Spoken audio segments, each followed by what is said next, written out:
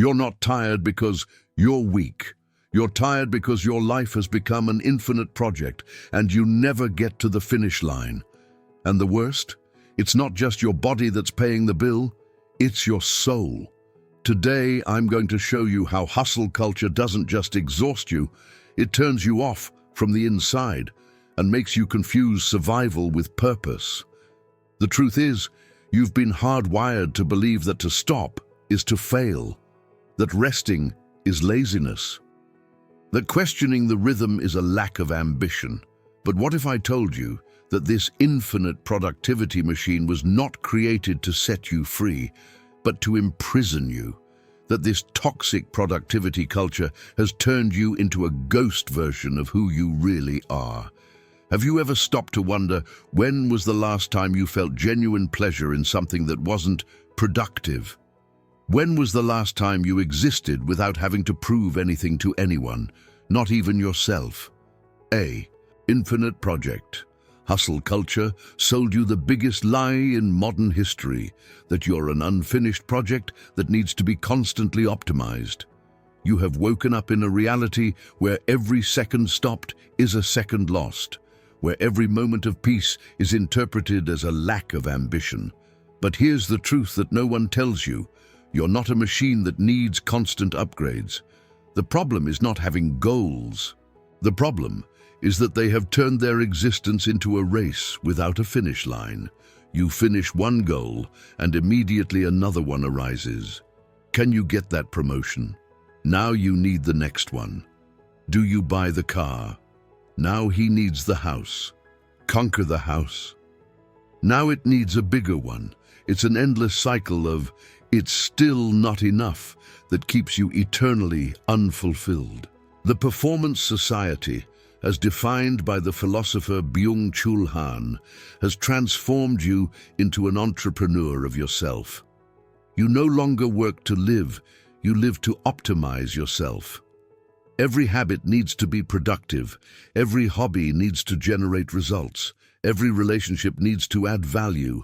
Even his free time became a personal improvement project. This infinite project mentality creates brutal existential anxiety. You're never ready, you're never complete, you're never good enough. There is always one more course to take, one more book to read, one more skill to develop. Your self-esteem has become dependent on external achievements, and when you stop conquering, you stop valuing yourself. Workaholism is not about love of work. It's about fear of stopping and figuring out who you are when you're not producing anything. It's about the terror of facing the emptiness that exists when you remove all the masks of successful person and productive person. You've become addicted to movement because silence scares you.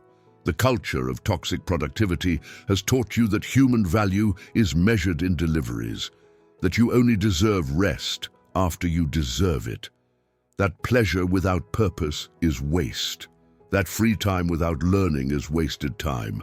But when did someone tell you that you're born deserving to exist without having to prove anything? Burnout is not just physical fatigue. It is the collapse of a soul that has been forced to function as a machine. It's your screaming body that you forgot to be human. It's your mind refusing to keep pretending that this fast-paced life makes sense.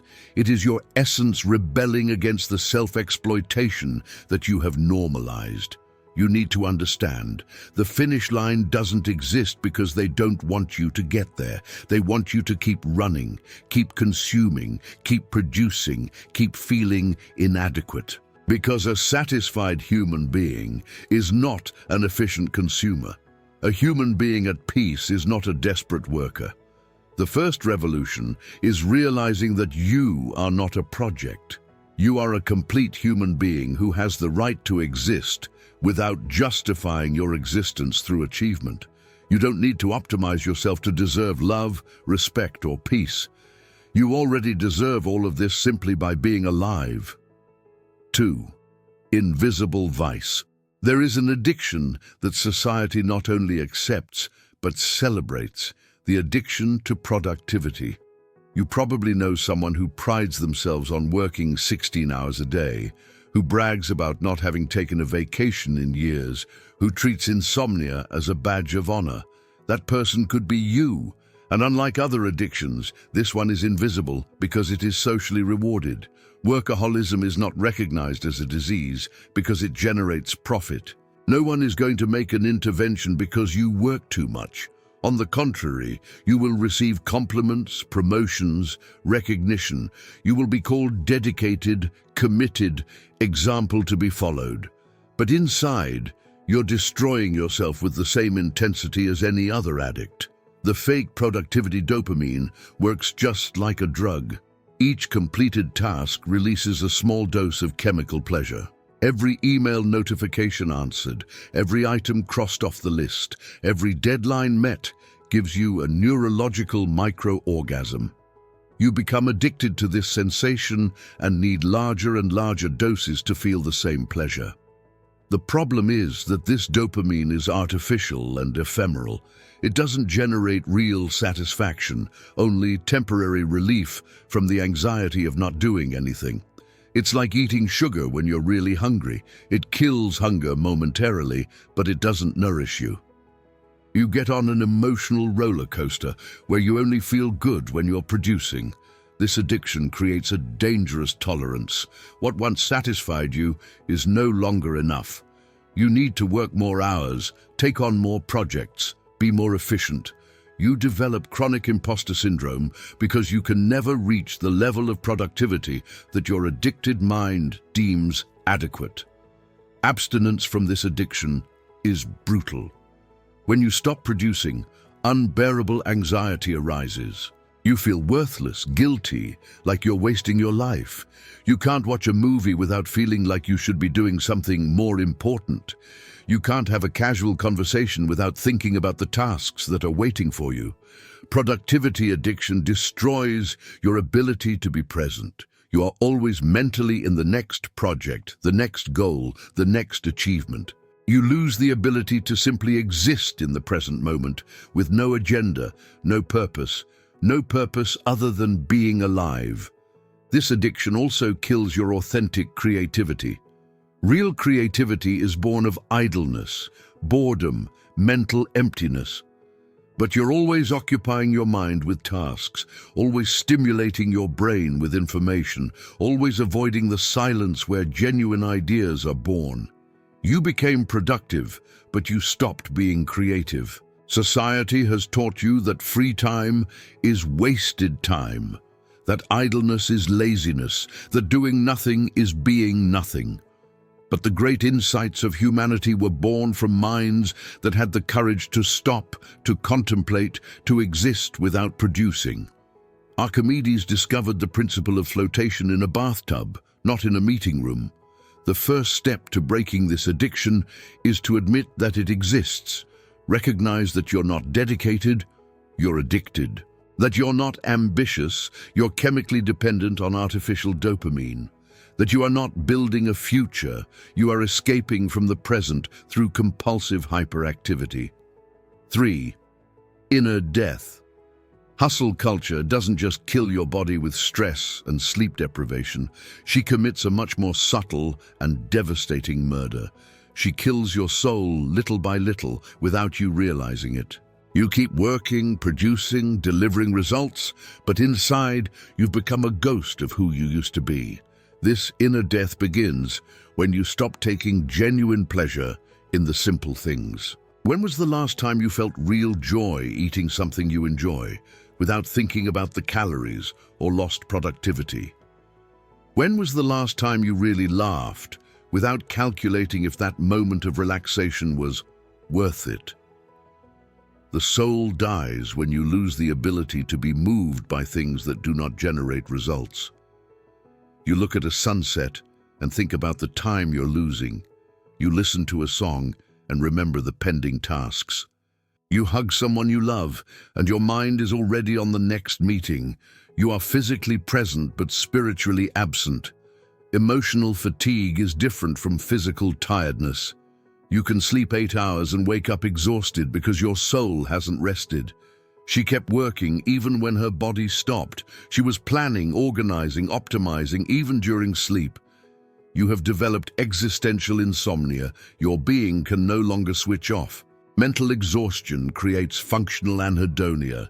You lose the ability to feel pleasure, but you continue to function. You go to appointments, fulfill obligations, keep up appearances, but inside, you are empty. It's like being an actor playing your own life without ever getting out of character. The death of the soul manifests itself in the loss of spontaneity. You can no longer do anything without planning, without optimizing, without turning it into a project. Even your vacation becomes a schedule. Even his hobbies became goals. Even his relationships become networking. You have lost the ability to simply be without having to become something. This inner death also kills your intuition. You stop trusting your instincts because they are not data-driven. You stop following your creative impulses because they are not strategic. You stop listening to your heart because it doesn't speak the language of productivity. You became a successful robot, but you stopped being an authentic human being. Modern alienation is not only of the worker in relation to the product of his labor, it is from you in relation to yourself. You no longer recognize your own desires because they have been replaced by external goals. You no longer know what you really want because you have been trained to want what is right to want. The existential emptiness you feel is not clinical depression. It's your soul screaming that this life doesn't make sense. It is your core self refusing to accept that you were born to be a productivity machine. It is your human nature rebelling against the dehumanization that you have normalized. The society of tiredness, as described by Byung-Chul Han, creates depressive individuals who blame themselves for their own exhaustion. You can't do it anymore, and you think it's your weakness. You can't take it anymore, and you think you need more discipline. You're dying inside, and you think you need more motivation. But the truth is that your soul is dying because it was not made for this artificial life. It was made for connection, for contemplation, for authentic creation, for purposeless love, for existence without justification. She's dying because you forced her to live in a golden prison called success. 4. False dopamine. Your brain has been hijacked by an artificial reward system that simulates satisfaction without ever truly satisfying you. The dopamine you get from completing tasks, answering emails, and meeting goals is a cheap imitation of real happiness. It's like drinking soda when you're thirsty. It quenches your thirst momentarily, but it doesn't hydrate. The neuroscience behind productivity addiction is simple and devastating. Every little achievement releases dopamine in your brain, creating a sense of pleasure and accomplishment. But this dopamine is of low quality and short-lived. Within minutes, you need another dose. Another email answered, another task completed, another goal achieved. The problem is that your brain develops tolerance to this artificial dopamine. What once gave you pleasure is now only neutral. You need more and more stimuli to feel the same satisfaction. That's why you can never stop at an achievement. That's why every goal you achieve immediately loses its luster, and you need a new one. This fake dopamine interferes with your ability to feel genuine pleasure. When you're constantly stimulating your reward system with artificial micro-achievements, you lose sensitivity to natural and lasting pleasures. A deep conversation, a moment of contemplation, a sincere hug can no longer compete with the chemical intensity of productivity. The difference between artificial and natural dopamine is crucial. Natural dopamine comes from experiences that truly nourish your soul, authentic human connections, purposeless creativity, moments of beauty, experiences of transcendence. This dopamine is more subtle, but infinitely more satisfying and long-lasting.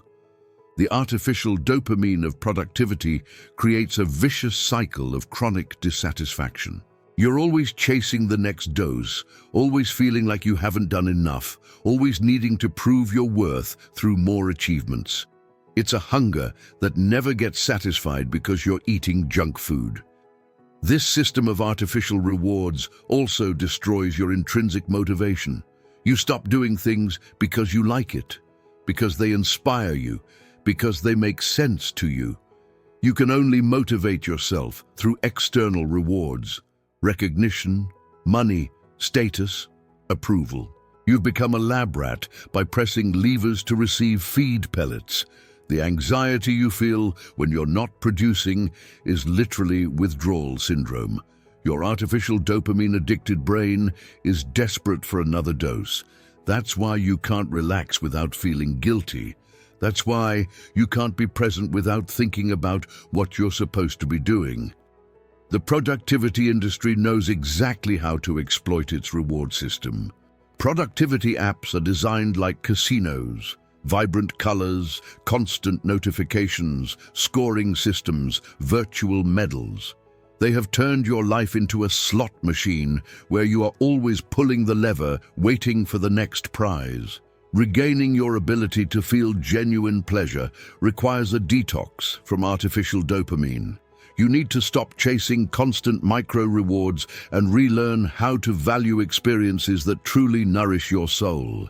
You need to rediscover the pleasure of doing nothing, of contemplating, of simply existing.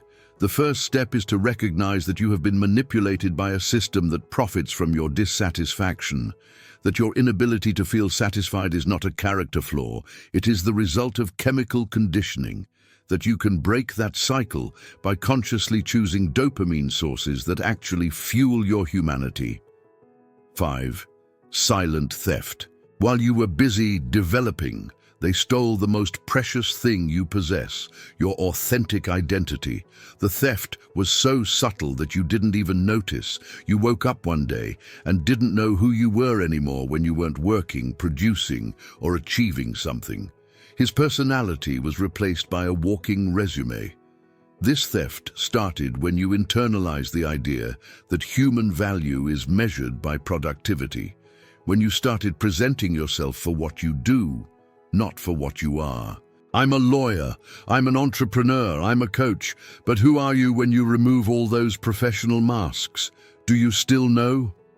Toxic meritocracy has taught you that you are responsible for everything that happens in your life, that if you're not progressing, it's because you're not trying hard enough, that if you're not happy, it's because you're not applying the right techniques, that if you are not fulfilled, it is because you are not following the proper strategy. They have robbed you of your ability to accept that some things just happen, that not everything is controllable, that you are not a god of your own existence. They also stole their natural relationship with time. You can no longer live in the present because you have been trained to always be in the future. Each current moment is just a stepping stone to the next goal. You've lost the ability to savor the now because you're always planning for the after. His life became an eternal preparation for a life that never comes. The most devastating theft was that of his ability to feel sufficiency. No matter what you achieve, it's never enough. No matter how much you grow, you always need to grow more. No matter how much you have, you always need to have more. They have robbed you of your ability to say, "It's good like this," and feel at peace with where you are. They stole your intuition and replaced it with data and metrics. You no longer trust what you feel because it is not scientific. You no longer follow your instincts because they are not evidence-based. You don't listen to your heart anymore because it doesn't speak the language of charts and spreadsheets. You have become a stranger to yourself. The culture of personal optimization has robbed them of their acceptance of their own limitations.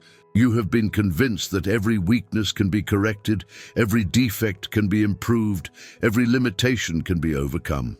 You have lost the wisdom to accept that being human means being imperfect, incomplete, limited, and that this is not a bug, it's a feature. They also robbed him of his ability to fail with dignity. Every failure became a learning opportunity. Every mistake became valuable experience. All suffering has become personal growth. You have lost the right to simply fail, suffer, and be human without turning everything into a life lesson. The most subtle theft was that of his spontaneity. You can no longer do anything without planning, without optimizing, without turning it into a project. Even their emotions have become something to be managed. Even their relationships have become something to be worked on. Even his spirituality became something to be developed. You have lost the ability to simply be without an agenda. They have stolen your healthy relationship with idleness. They have convinced you that free time is wasted time, that doing nothing is being nothing, that rest must be deserved. You have lost the ancestral wisdom that leisure is where creativity is born, where the soul regenerates, where life gains meaning. The final theft was that of its authenticity. You have become an optimized version of yourself, but you have lost the original version. You became a successful personal brand, but you are no longer a real person. You've conquered the world, but you've lost your soul in the process. Recovery begins when you recognize the theft, when you realize that your identity has been hijacked by a culture that profits from your perpetual dissatisfaction. When you decide to stop being a product of the performance society and go back to being an authentic human being. 6. Collapse announced. Collapse is not a distant possibility. It is already happening. You just haven't noticed it yet because you're too busy keeping up appearances. But your body is sending signals. Your mind is screaming alerts. Your soul is saying goodbye little by little. Burnout isn't a sudden event. It's a slow process of self-destruction that you've normalized. The chronic fatigue you experience is not normal. Waking up tired after 8 hours of sleep is not normal. Needing caffeine to function is not normal. Feeling anxious when you're not doing anything is not normal. You've normalized burnout symptoms and called them responsible adulthood. Your nervous system has been on constant alert for so long that you've forgotten what it's like to feel really relaxed. You live in survival mode with constantly elevated cortisol, muscles always tense, breathing always shallow. Your body is prepared for an emergency that never ends. Emotional breakdown manifests itself in their increasing inability to deal with unforeseen events. Any change of plans becomes a crisis. Any criticism turns into a catastrophe. Any setback becomes proof that you are inadequate. Their emotional resilience was depleted by the constant overload of self-imposed pressure. The imposter syndrome you feel is your subconscious warning you that you're living a life that's not yours, that you are playing a character that does not match your essence, that you're forcing a version of yourself that's unsustainable. Your authentic self is rebelling against the charade you have created. The social collapse has already begun. You're losing friendships because you don't have time to cultivate them. You're missing out on family connections because you're always busy with important things. You're losing the ability to have deep conversations because your mind can only talk about work and goals. Your creativity is dying. You no longer have original ideas because your mind is constantly occupied with tasks. You can't improvise anymore because everything needs to be planned. You can't play anymore because even fun has become a personal optimization project. Spiritual collapse is the most devastating.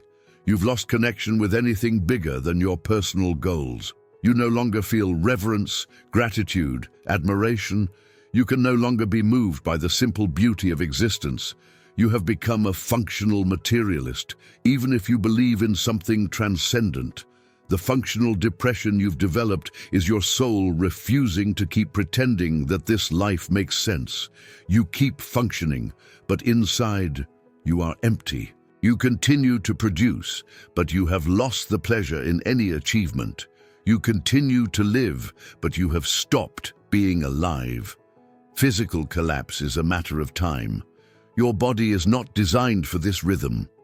Digestive problems, insomnia, muscle pain, low immunity, hormonal changes are just the beginning. You are consuming your biological capital at an unsustainable speed.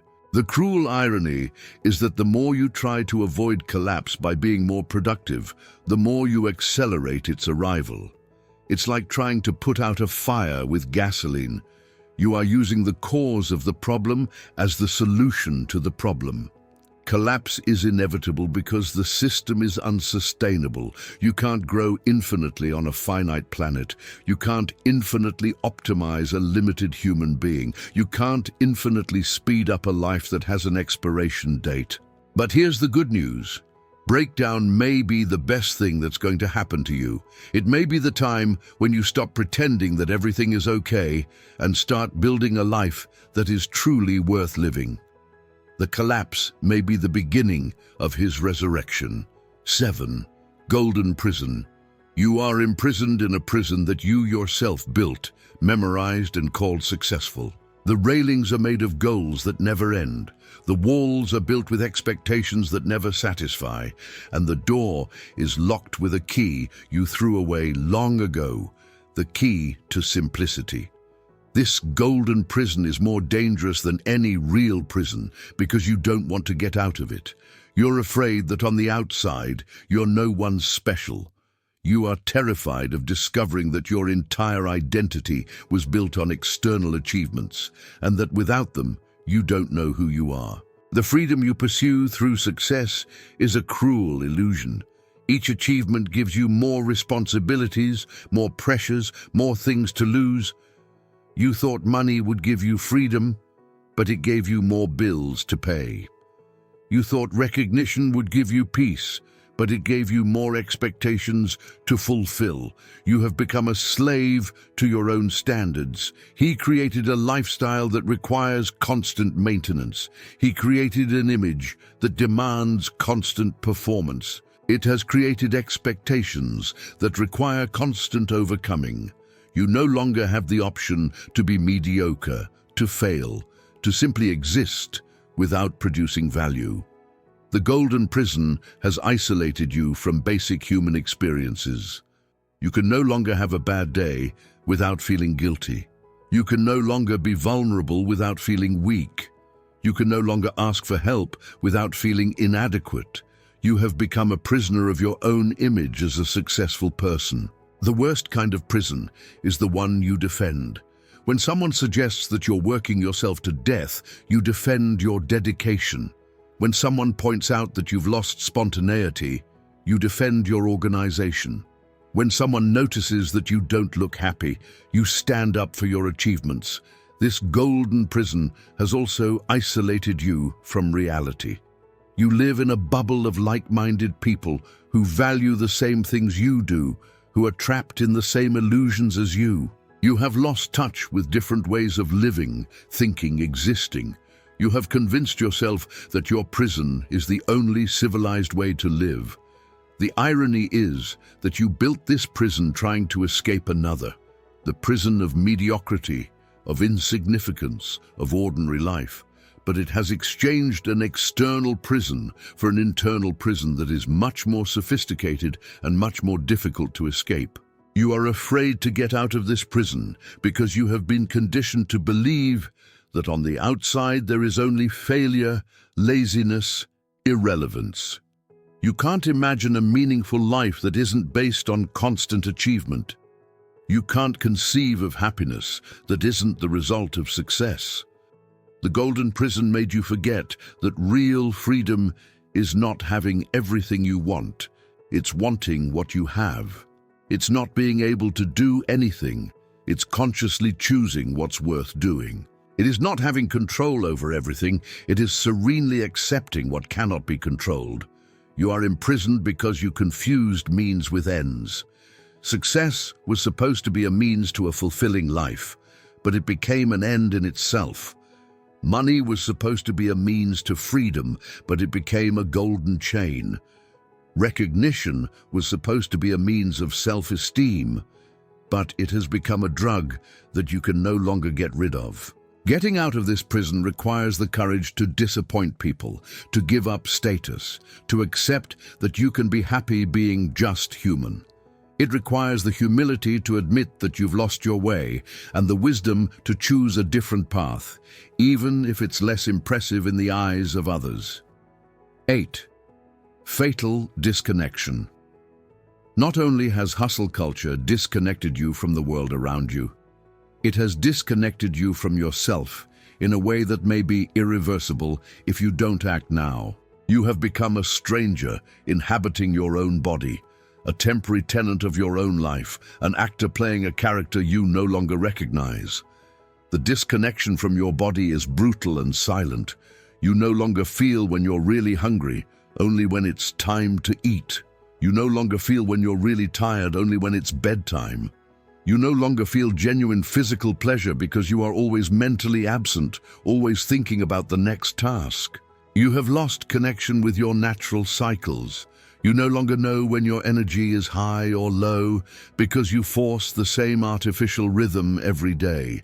It no longer recognizes the signals that its body sends because it has learned to ignore them in the name of productivity. You have become deaf to the wisdom of your own organism. The emotional disconnect is even more devastating. You can no longer identify what you really feel because you have been trained to feel only what is appropriate to feel. Anger has become an opportunity for growth. Sadness has become a phase that will pass. Fear has become a comfort zone to be overcome. You've lost access to your emotional navigation system. You have disconnected from nature in a way that your ancestors would have considered insanity. You can go days without seeing the sky, weeks without stepping on earth, months without feeling wind on your face. You live in an artificial reality of screens, artificial lights and air conditioning, completely disconnected from the rhythms that have regulated humanity for thousands of years. Social disconnection is epidemic. You have hundreds of contacts, but no real intimacy. You have thousands of followers, but no one who really knows you. You're digitally connected to the whole world, but emotionally disconnected from the people next to you. You have become a digital nomad in analog solitude. You have lost the connection with the sacred, regardless of your religious beliefs. He can no longer feel reverence, admiration, genuine gratitude. He can no longer be moved by a sunset, by a song, by a gesture of kindness. You've become immune to beauty because you're always too busy to notice it. The disconnection from the present is perhaps the most tragic. You constantly live in the future, planning, anticipating, preparing, or in the past, analyzing, regretting, learning, but never in the now. You're losing your life as you prepare to live it.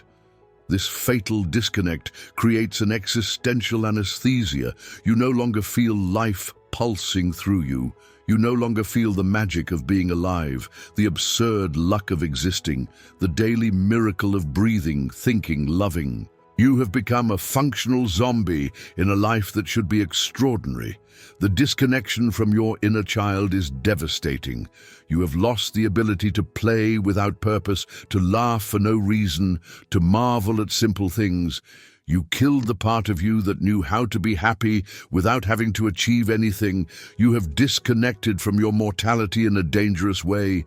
You live as if you have infinite time, as if you can postpone indefinitely the things that really matter. You have forgotten that every day that passes is one day less, that every moment wasted on things that do not nourish you is a moment that never comes back.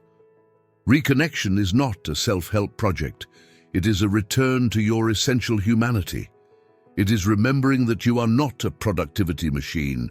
You are a conscious being having a temporary and precious experience on this planet. It's rediscovering that being alive is the greatest privilege in the universe, and that you're wasting that privilege trying to be an optimized version of yourself. 9. Brutal awakening. Awakening does not come as a soft revelation. He arrives like a punch in the face of reality, One day you wake up and realize that you have spent years building a life that is not yours, chasing dreams that are not yours, being a person you do not recognize. And that realization hurts like hell. The first stage of awakening is denial.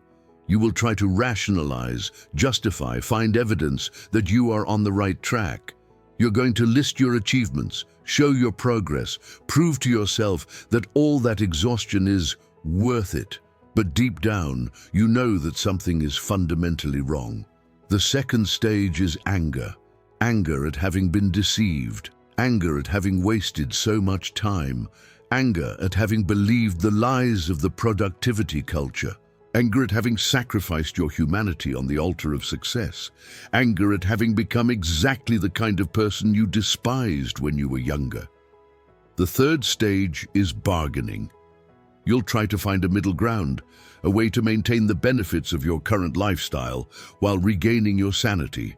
You will try to balance better, optimize your routine, be more efficient. But you're trying to fix a fundamentally broken system. The fourth stage is existential depression, when you realize that there is no possible middle ground, that you have to choose between continuing to be a successful productivity machine or going back to being an authentic human being. And that choice seems impossible because you don't remember it as a human being anymore. The fifth stage is acceptance, and here the real transformation begins. You accept that you have been manipulated by a system that profits from your dissatisfaction. Accept that your achievements don't define you. Accept that you can be happy being just human. Accept that less can be more. The brutal awakening forces you to confront uncomfortable truths, that you used work to escape from yourself, that you used goals to avoid intimacy, that you've used achievements to mask deep insecurities, that you have become addicted to external validation because you have lost connection with your intrinsic value. You realize that the life you have built is a golden prison, of which you are simultaneously the prisoner and the jailer. That you have the keys to freedom, but you're afraid to use them because you don't know who you are outside of that prison.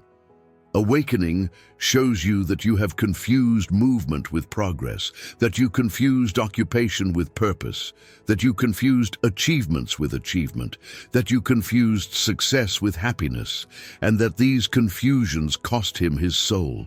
You start questioning everything. Why do you want what you want? Why do you do what you do? Why do you live as you do? And you discover that most of your answers are not yours. They are social programming that you have internalized without question. The brutal awakening is painful because it forces you to take full responsibility for your life. You can no longer blame circumstances, the system, other people. You realize that you have chosen this life, that you maintain this life, that you can change this life. And this is simultaneously liberating and terrifying, but awakening also brings hope. For the first time in years, you glimpse the possibility of an authentic life, a life where you don't have to prove anything to anyone, a life where you can just be, with no agenda, no goal other than being alive and aware.